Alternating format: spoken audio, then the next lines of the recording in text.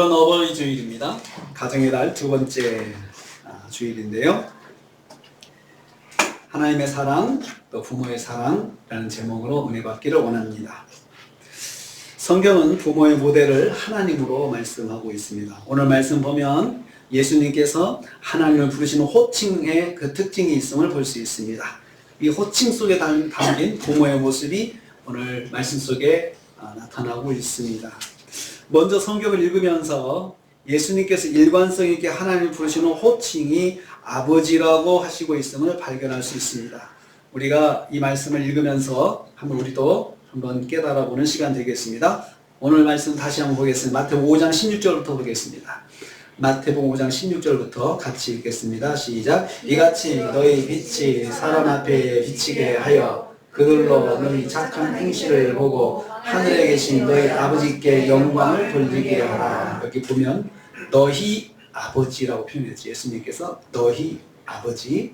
자, 5장 45절도 있습니다. 시작.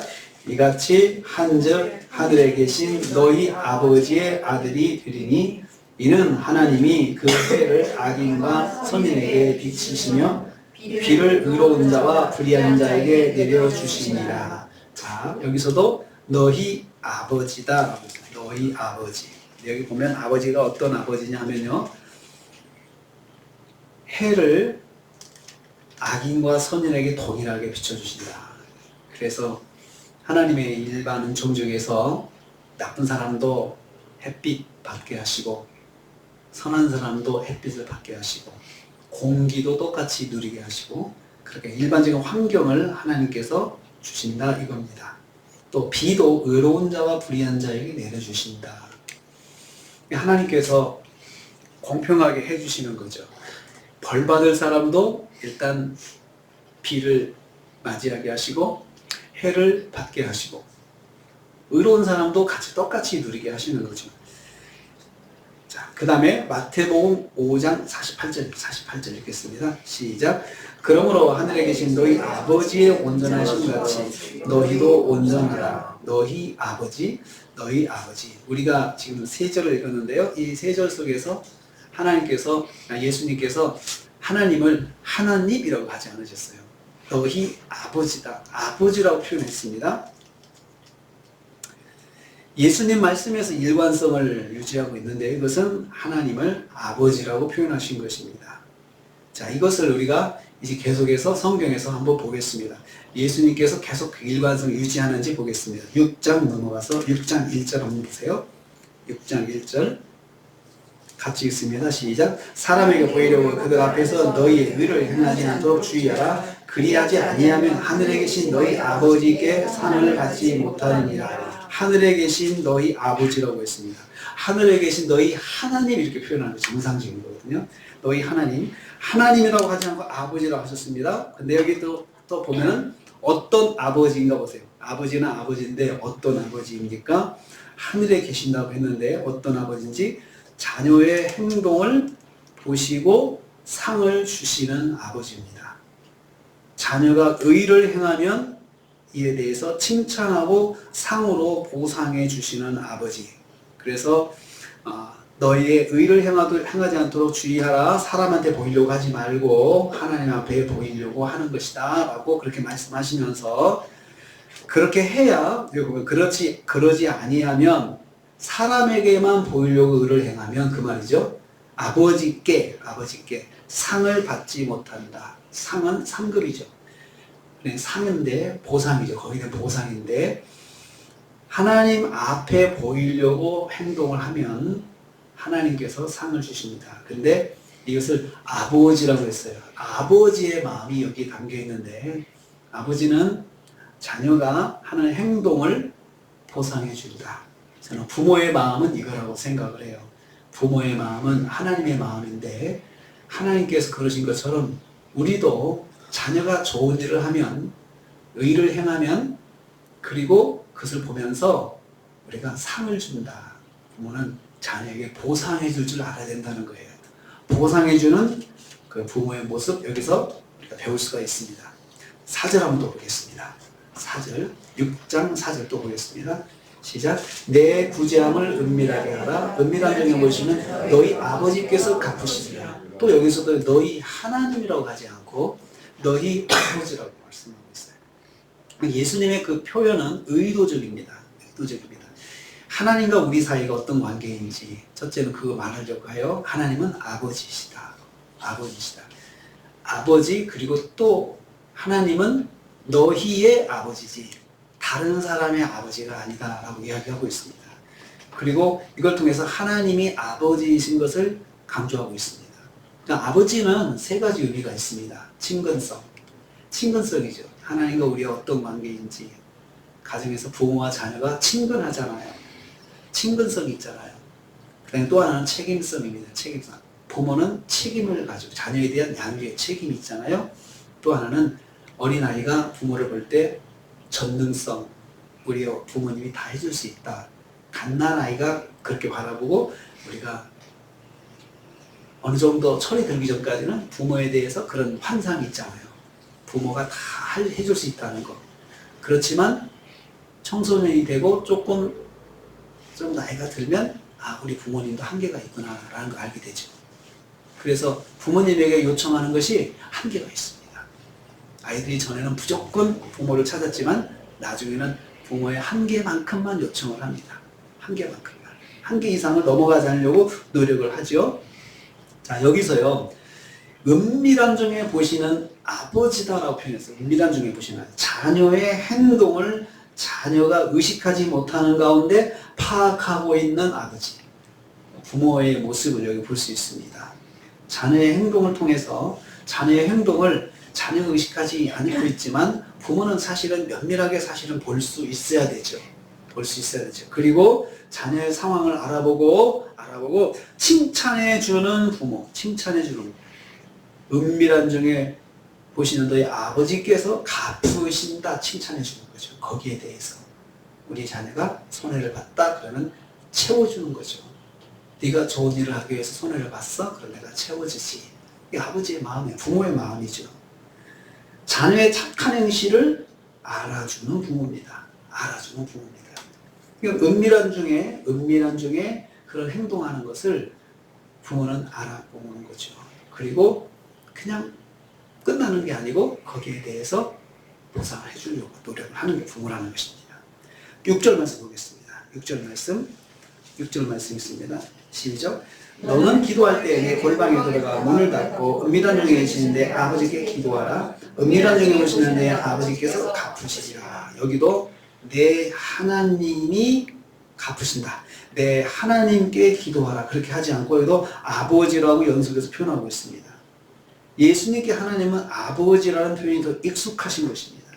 자녀와 항상 함께하는 부모의 모습을 여기서 볼 수 있습니다.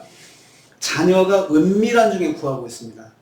아무도 모르게 기도하고 있고 아무도 모르게 혼자 고민하고 있는 것이 있어요. 그것을 부모는 알아차려야 된다는 거죠. 근데 하나님은 아버지로서 알아차린다는 거예요. 그래서 그냥 알아차려 끝나는 게 아니고 필요를 채워주시는 거죠. 그래서 갚으신다. 거기에 대해서 갚아서 응답하신다는 거거든요.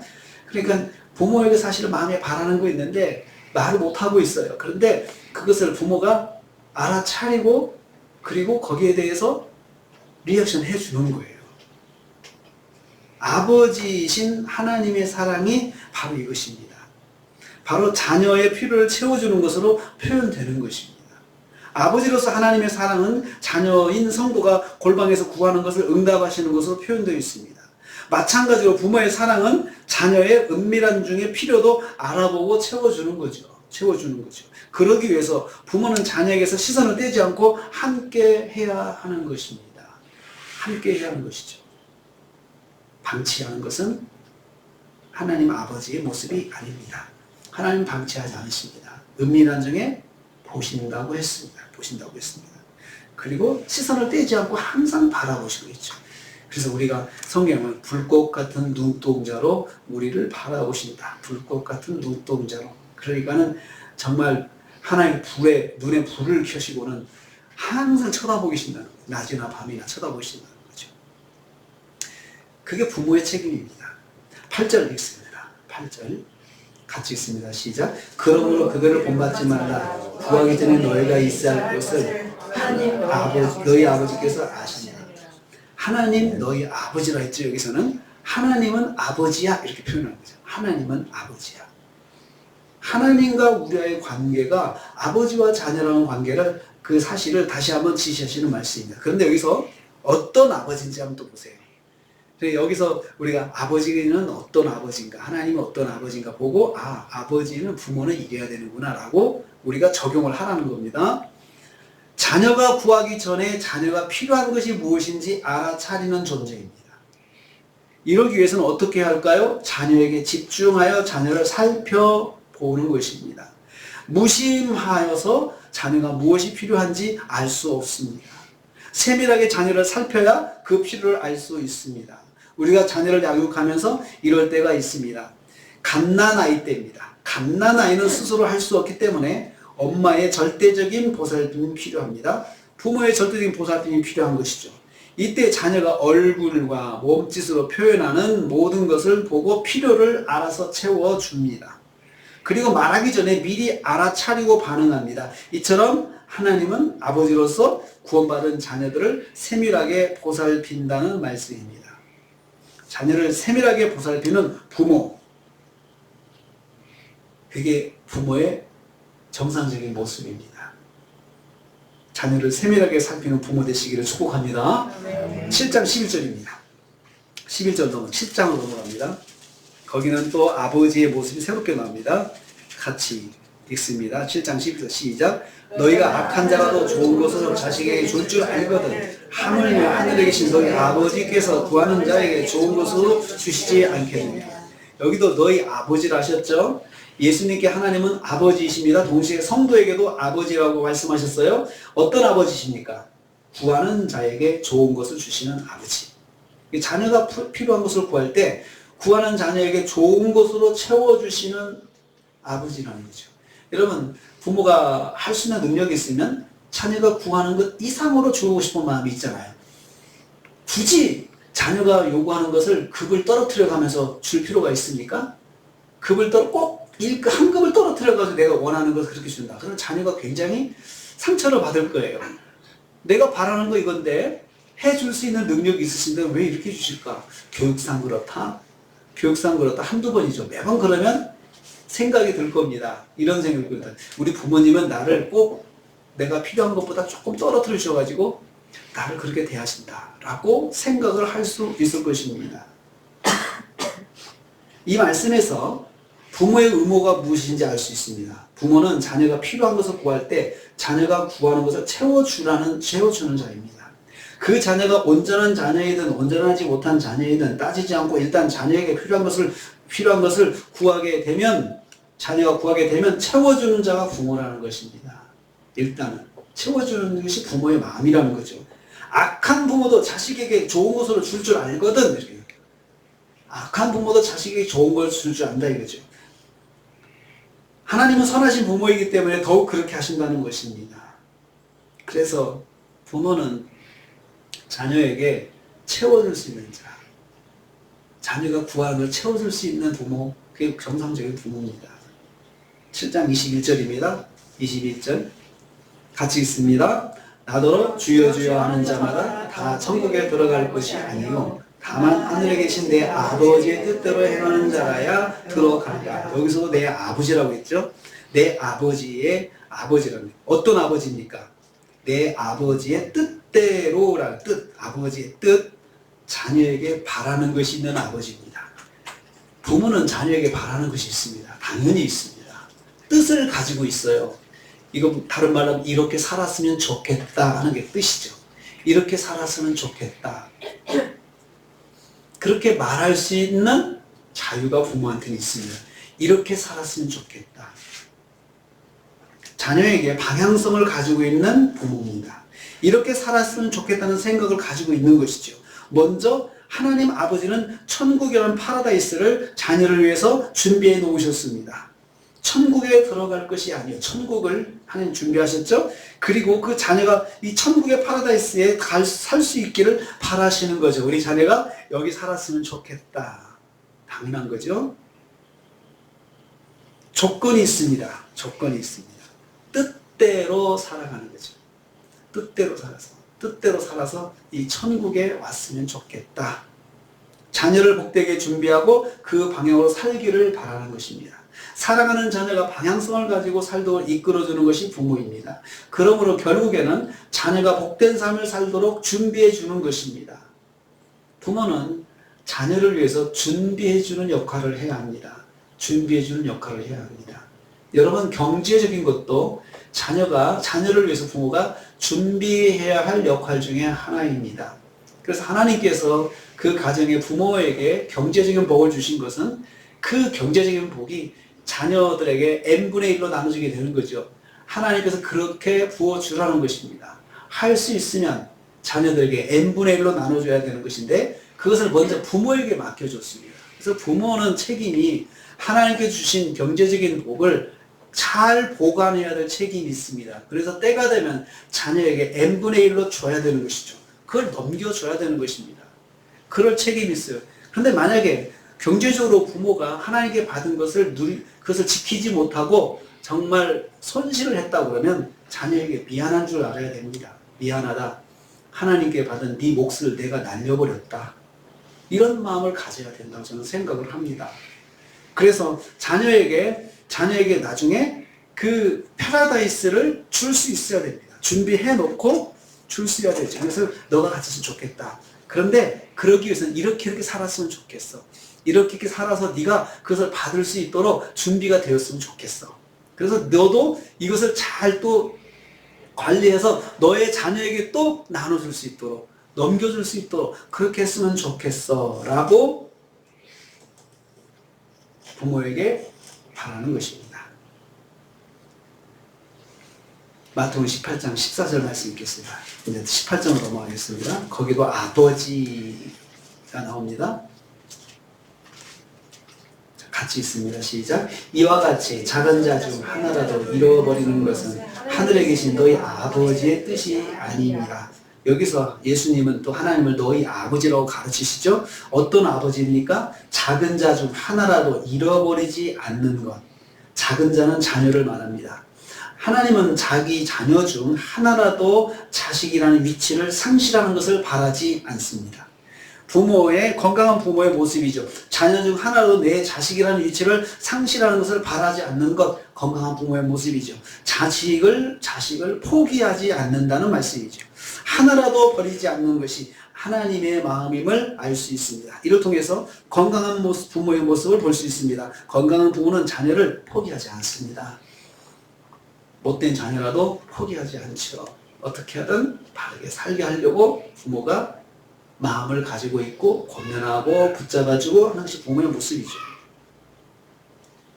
예수님은 공생의 사역을 하시면서 하나님을 아버지로 부르시며 제자들에게 하나님이 아버지이신 것을 가르쳐 주셨습니다. 심지어 자신이 십자가에 죽으시는 시점에서도 하나님을 아버지라고 부르십니다. 이때는 예수님께서 하나님을 부르는 표현이 더 친근해집니다. 자, 마태복음 26장 42절 읽겠습니다. 26장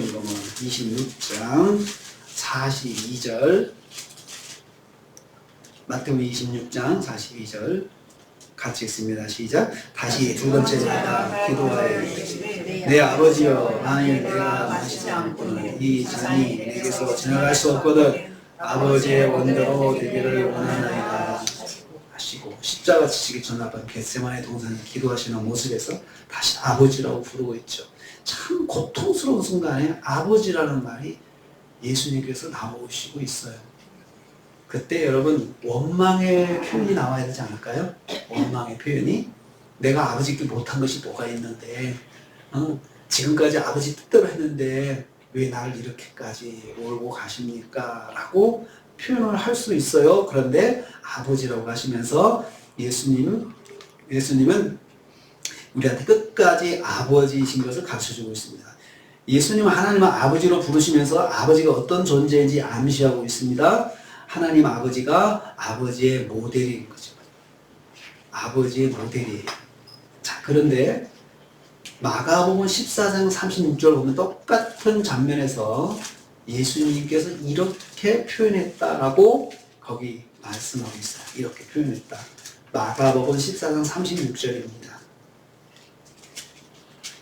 자, 36절 말씀, 마가복음 14장 36절 말씀 같이 읽겠습니다. 이르시되 아빠 아버지여 아버지께는 모든 것이 가능하오니 이 잔을 내게서 옮기시옵소서. 그러나 나의 원대로 마시고 아버지의 원대로 하옵소서 하시고, 여기서는요 아빠 아버지라고 했어요. 아빠는 아이들이 말하는 아빠 표현입니다. 아빠, 우리가 아빠 표현하는 거 똑같습니다. 그러니까 하나님을 아버지라고 부르시면서 더 친근한 아빠라는 말을 더하셨다고 그렇게 표현하고 있어요. 가장 고난스러운 순간에, 가장 고통스러운 순간에 하나님 아버지에 대한 최고의 친근함을 표현했습니다. 고난의 순간에 하나님을 아빠로 부르시며 아버지의 원대로 하시기를 기도했습니다. 아버지는 자녀가 꼭 감당해야 할 것을 감당하도록 인도해주는 존재인 것을 알 수 있습니다. 자녀가 인생에서 반드시 감당해야 하는 것은 감당할 수 있도록 인도하는 부모가 건강한 부모입니다. 너 공부 너무 힘들지? 그 공부하지 마. 그거 너무 힘드니? 하지 마. 그냥 힘들면 하지 마. 그냥 살아. 그렇게 하는 부모가 아니라는 거죠. 하나님께서 십자가 구원의 그걸 예수님을 이제 십자가 대속의 죽음으로 이제 계획하시고 이제 이끌어 가시는데, 너 힘들면 하지 마. 인류 구원 안 하면 되지. 이렇게 하지 않으셨어요? 예수님께서 그 하나님의 마음을 아셔서, 하나님 제가 사실 힘든데 안 할 수 있으면 안 했으면 좋겠습니다. 그렇지만 아버지 뜻대로 하시면 좋겠습니다. 아버지께서 계획하신 대로 저를 이끌어 주시라고 그렇게 기도하고 있습니다. 건강한 부모는 자녀가 힘들 때 그 힘든 것을 과연 계속 통과해야 되는 것인지 안 해도 되는 것인지 보고, 이것이 꼭 필요한 것이면 그렇게 해야 된다고 이끌어 주는 부모라는 거죠. 이끌어 주는. 그게 부모의 건강한 모습입니다. 이렇게 해서 아버지는 자녀에게 어떤 존재가 되어야 되느냐? 그럼 이렇게 아버지가 되어서 예수님께서 이렇게 해야 된다, 이렇게 하는 것이 아버지다라고 우리한테 보여주셨거든요. 그런데 그렇게 해서 어떻게 하라는 거예요? 마태복음 5장 48절로 넘어가겠습니다. 마태복음 5장 48절. 5장 48절로 넘어갑니다. 같이 읽습니다. 시작. 그러므로 하늘에 계신 너희 아버지의 온전하심과 같이 너희도 온전하라. 아버지의 온전하심이라고 했습니다. 하나님 아버지로서 우리에게 온전하게 행하셨습니다. 마찬가지로 우리도 온전해야 한다고 하셨습니다. 무슨 말입니까? 하나님은 아버지로서 자녀인 우리에게 온전하신 아버지로 계셨습니다. 하나님은 자녀들이 하나님에게서 보고 배워서 온전한 삶을 살기를 원하신다는 말씀입니다. 우리도 온전한 아버지, 온전한 부모가 되어야 한다는 권면의 말씀입니다. 사랑하는 성도 여러분, 우리는 하나님을 아버지라고 부르고 섬기는 성도입니다. 이 호칭에서 우리는 기억해야 합니다. 우리도 온전한 부모가 되어야 한다는 것입니다. 어떻게 될 수 있습니까?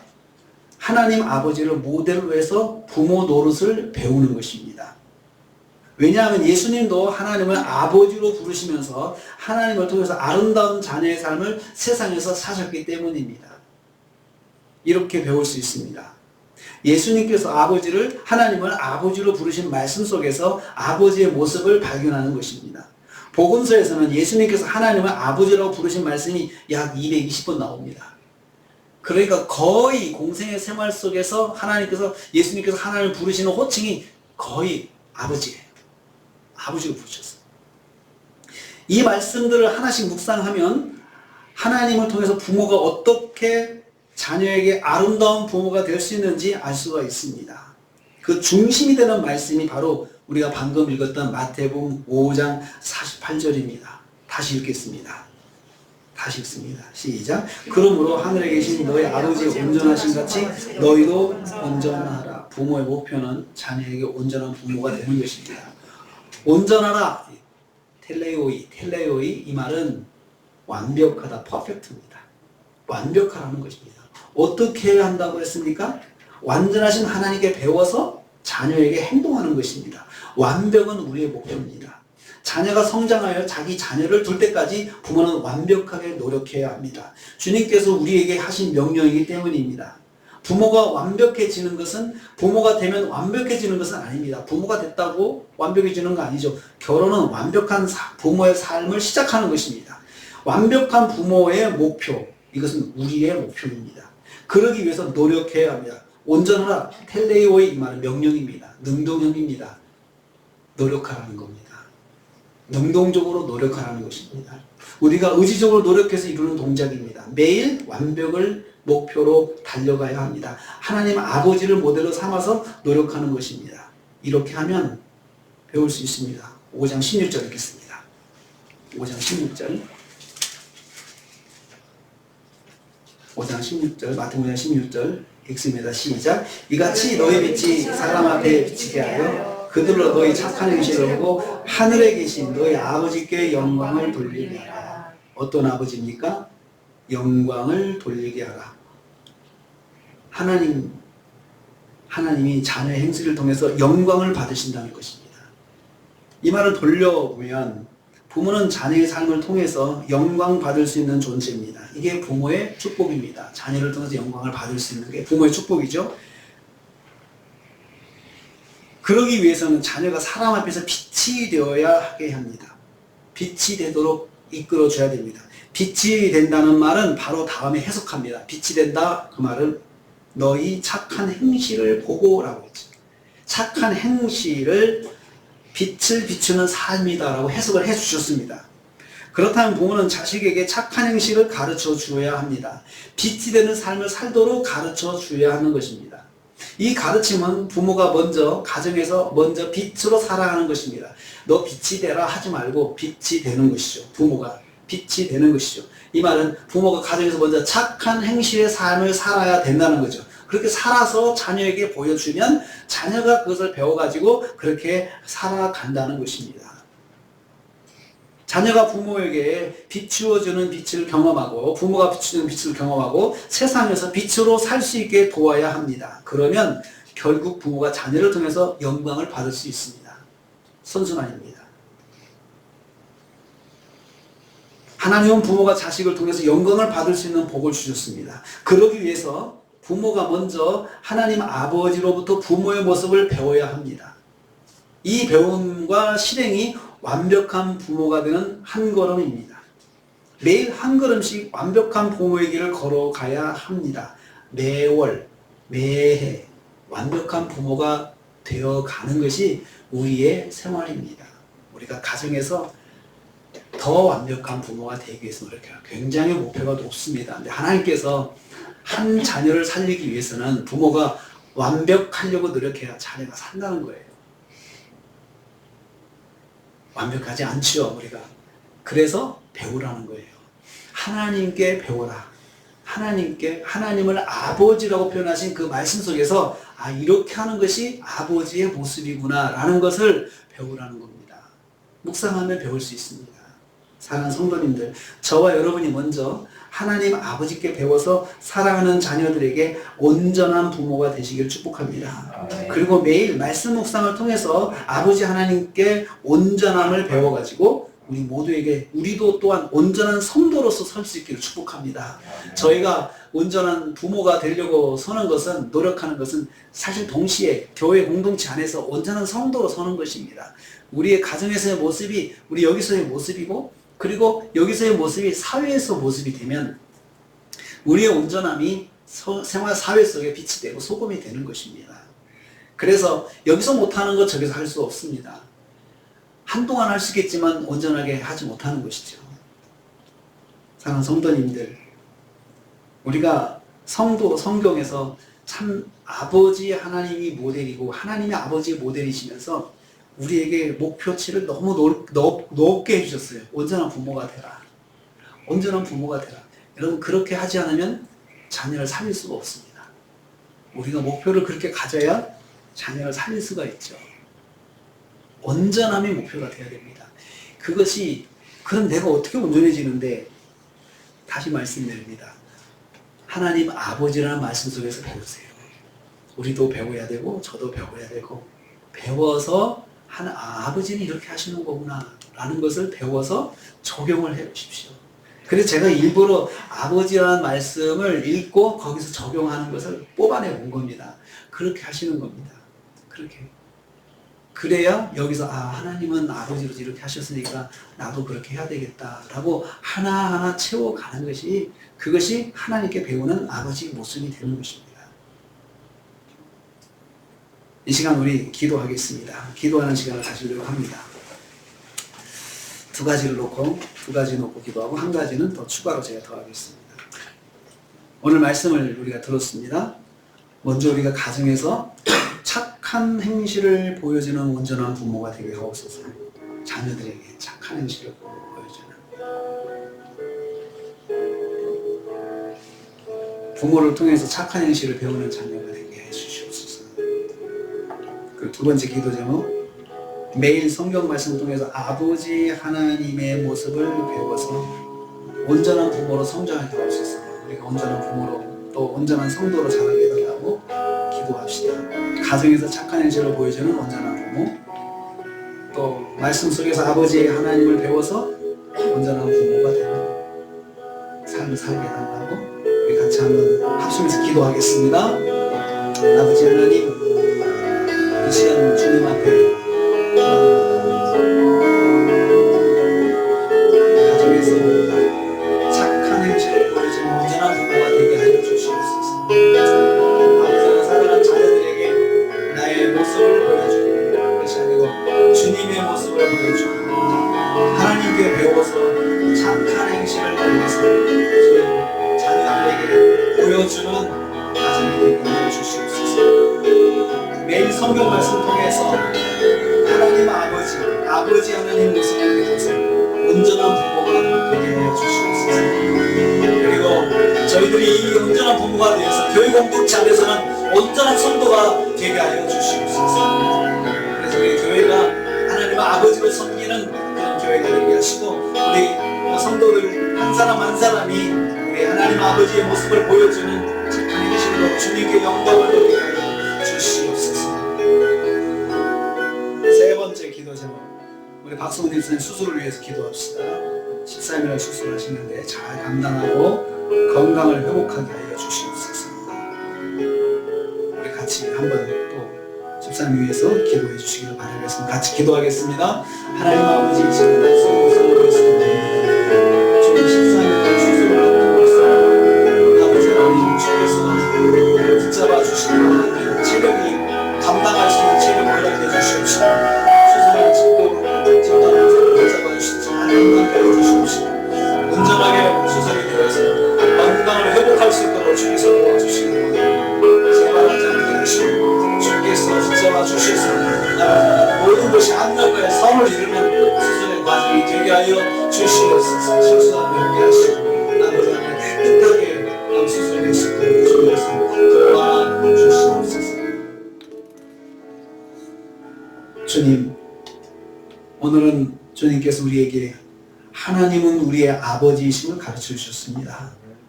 그리고 온전한 부모가 되어야 한다고 말씀해 주셨습니다. 온전한 부모가 되어서 하나님 아버지께 영광 돌려야 한다고 하셨습니다. 우리가 가정에서 사랑하는 자녀들에게 빛이 되는 삶을 살게 하여 주옵소서. 매일 말씀을 통해서 아버지께 하나님의 아버지의 모습을 배워서 하루하루가 온전한 부모로 성장하게 하옵소서. 그래서 하나님 아버지께 영광 돌리는 가정이 되게 하여 주시옵소서. 박승훈 집사님 위해서 기도합니다. 수술을 잘 감당케 하시고, 주님 또 수술이 잘 되어서 건강을 회복하고 다시 새 힘을 얻을 수 있도록 주님께서 역사하여 주시옵소서. 예수님의 이름으로 기도하옵나이다. 아멘.